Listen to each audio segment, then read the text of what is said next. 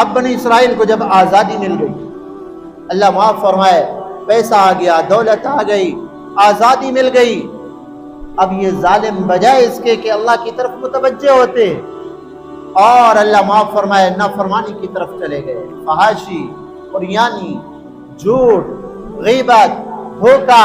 اور ان برائیوں کی طرف چلے گئے، اللہ کی عبادت کو چھوڑ دیا، زنا کے اندر فحاشی عریانی ان کے اندر آنے لگ گئی، اور جھوٹ اور غیبت اور گلا اور دھوکہ ایک دوسرے کو دینا، جب ان برائیوں کے اندر مبتلا ہوئی نا بنی اسرائیل، اللہ تعالیٰ نے ایک نبی کو بھیجا، حضرت دانیال علیہ السلام۔ حضرت دانیال علیہ السلام کو جب اللہ تعالیٰ نے بھیجا بنی اسرائیل کی طرف، اور آ کر حضرت دانیال علیہ السلام نے ان کو سمجھایا کہ بھائی یہ جو تم کیا کر رہے ہو، اللہ کو ناراض کر رہے ہو، عبادت کو چھوڑ دیا، دھوکہ دیا، وعدے کی خلاف ورزی، فحاشی عریانی تمہارے اندر، جھوٹ اور غیبت تمہارے اندر، اور ساری برائیاں تمہارے اندر، تم اللہ کو ناراض کر رہے ہو، اپنے وقت کو قدر کرو اور اس وقت سے بچو کہ کہیں اللہ کا عذاب نہ آ جائے تمہارے اوپر۔ حضرت دانیال علیہ السلام نے سمجھایا، لیکن جب کسی قوم کی آنکھوں کے اندر عریانی اور فحاشی اور بے حیائی جب ان کے دماغوں میں رچ بچ جائے، جب اللہ کی نافرمانی نہ نظر آئے اور نافرمانی کر کے دل کے اندر دکھ پیدا نہ ہو، جب اس حد تک قوم آگے چلی جاتی ہے تو پھر پیغمبر کی نصیحت ان کے دلوں کے اوپر اثر نہیں کرتی، پھر وہ قوم تباہی کے آخری کنارے کے اوپر ہوتی ہے۔ حضرت دانیال علیہ السلام نے ان کو سمجھایا لیکن کوئی اثر نہیں ہوا، اسی طرح اللہ معاف فرمایا جیسے آج ہم مسلمانوں کا حال ہے، ایک کان سے سنتے ہیں دوسرے سے نکال دیتے ہیں۔ تو حضرت دانیال علیہ السلام کا واقعہ میں عرض کر رہا تھا کہ حضرت دانیال علیہ السلام نے قوم کو آگاہ کیا، تم اللہ کی نافرمانی کر رہے ہو، کہیں اللہ کا عذاب نہ آئے تمہارے اوپر، لیکن قوم کی حالت اتنا بگڑ چکی تھی، آج تجزیہ کیا جائے تو ناراض نہ ہوں جیسے آج ہم مسلمانوں کی حالت بگڑ رہی ہے۔ کوئی پتہ نہیں ہم جو کام کر رہے ہیں یہ صحیح بھی ہے یا غلط ہے، نہ کسی مسلمان کے سکون کا احساس، نہ کاروبار کرتے ہیں ہم پوچھتے ہیں کہ بھائی یہ سنت کے مطابق ہے یا گناہ ہے یا حلال ہے یا حرام ہے، بس اب مسلمان کو پیسہ چاہیے، حلال طریقے سے پہنچے یا حرام سے، اس سے کوئی واسطہ نہیں ہے۔ افرأیت من اتخذ الہہ ہوا، اللہ تعالیٰ نے فرمایا کہ اس آدمی کو نہیں دیکھا جس نے اپنی خواہش کو خدا بنا لیا ہے، بس جو خواہش میں آیا وہ کر لیا۔ تو حضرت دانیال علیہ السلام نے سمجھایا کہ بھائی اللہ کا عذاب آئے گا تو تباہ ہو جاؤ گے، اپنی نسلوں کو تباہ کرو گے تم۔ قوم جب باز نہیں آئی، بالآخر ایک بادشاہ تھا عراق کا جس کو کہتے تھے بخت نصر، وہ آگ کا پجاری تھا، اور یہ فلسطین کے اندر رہنے والے تھے بنی اسرائیل۔ اس بخت نصر نے کیا کیا، عراق سے اٹھ کر حملہ کیا، اللہ معاف فرمائے 70,000 بنی اسرائیل کے لوگوں کو قتل کیا، اور 70,000 کو قیدی بنا کے اپنے ملک لے گیا، اور جو حاملہ عورتیں تھیں ان کے پیٹ چاک کیے گئے، اور ان کے پیٹوں سے بچے نکال کر نیزوں کے اوپر لٹکایا گیا، اور کئی عورتوں کی عزتوں سے کھیلا گیا اور زنا کیا گیا، تورات کے نسخوں کو جلا دیا اس ظالم نے، اور بیت المقدس کے اندر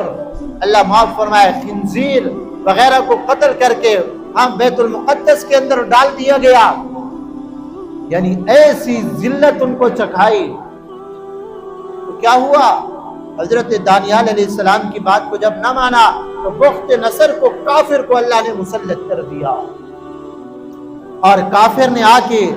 بیت المقدس کو اور فلسطین کو تہس نہس کر کے رکھ دیا، اور وہ ظلم ڈھایا جس کا ہم تصور بھی نہیں کر سکتے، اور 70,000 بنی اسرائیل کو قید کر کے لے گیا عراق کے اندر، بغداد کے اندر، ان قیدیوں کے اندر۔ تو جب اللہ کی نعمتوں کی ناقدری ہوتی ہے، جب اللہ کی نافرمانی ہوتی ہے، جب اللہ کو ناراض کیا جاتا ہے، تو پھر قوم کا مقدر ذلت ہوتی ہے، پھر اس کو عزت نہیں ملتی۔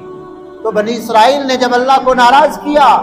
تو اللہ تعالیٰ نے کافر بت پرست بادشاہ کو مسلط کیا،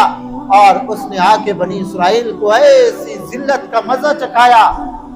70,000 بنی اسرائیل کو قید کر کے لے گیا، ان میں حضرت دانیال علیہ السلام بھی تھے قیدی۔ تو حضرت دانیال علیہ السلام نے ان سے کہا، بنی اسرائیل سے، اسی دن سے میں تمہیں ڈرایا کرتا تھا کہ اللہ کو ناراض کرو گے تو دنیا کے اندر اللہ کا عذاب آئے گا اور تم غلامی کے اندر چلے جاؤ گے، ذلت کے اندر چلے جاؤ گے۔ ابھی عقل آئی ہے، اور جا کے 70,000 بنی اسرائیل کو اس بخت نصر بادشاہ نے جیلوں کے اندر ڈال دیا۔ تو اس دور کی جیلیں آج کی جیلیں تو نہیں ہوتی تھی نا، اے کلاس بی کلاس، اور پھر قیدی فلاں قیدی فلاں، اور اس کو جو ہے نا فلاں سہولت دے دی جائے، اس کو فلاں سہولت دے دی جائے۔ نا پہلے دور کی قیدیں ایسے نہیں ہوا کرتی تھی، جیلیں ایسی نہیں ہوا کرتی تھی، وہاں تو ڈال دیا، بس زندہ مردہ کا کوئی پتہ نہیں ہے۔ اب حضرت دانیال علیہ السلام اللہ کے جو نبی ہوتے ہیں، وہ ایک لمحے کے لیے اپنے مقصد سے غافل نہیں ہوتے۔ تو جیل کے اندر جب ساری بنی اسرائیل چلی گئی، تو 70,000 بنی اسرائیل جب قیدی تھے اور جیل کے اندر پڑے ہوئے تھے، حضرت دانیال علیہ السلام نے اب ان کی اصلاح کرنا شروع کی۔ ظالموں، اب تو توبہ کرو اللہ کے سامنے۔ وَتُعِزُّ مَن تَشَاءُ وَتُذِلُّ مَن تَشَاءُ، عزت اور ذلت دینے والی ایک اللہ کی ذات ہے۔ اب اللہ کو تو جو ہے راضی کرو، اللہ اب بھی تمہیں اس ذلت سے نکال کر عزت عطا فرمائیں گے۔ اور حضرت دانیال علیہ السلام خود اللہ کے نبی، ان کی راتیں اللہ کو یاد کرنے میں اور ان کے دن جو ہے نا مخلوق کی خدمت کے اندر، لوگوں کی اصلاح کے اندر، حضرت دانیال علیہ السلام اللہ کے نبی ویسے ہی سیرت اور صورت کے اعتبار سے اعلیٰ نمونے کے اوپر ہوتے ہیں۔ تو جب جیلوں نے اور جو قید خانہ کے نگران تھے اور سپریڈنٹ جو جیل خانہ کا تھا، اس نے جب حضرت دانیال علیہ السلام کی عبادت کو، ان کے زہد اور تقوی کو اور ان کی ہمدردی کو دیکھا اور ان کی شکل و صورت کو دیکھا، تو جو اللہ والے ہوتے ہیں ان کے چہرے کے اوپر ہی طمانینت اور سکون اور اطمینان ہوا کرتا ہے۔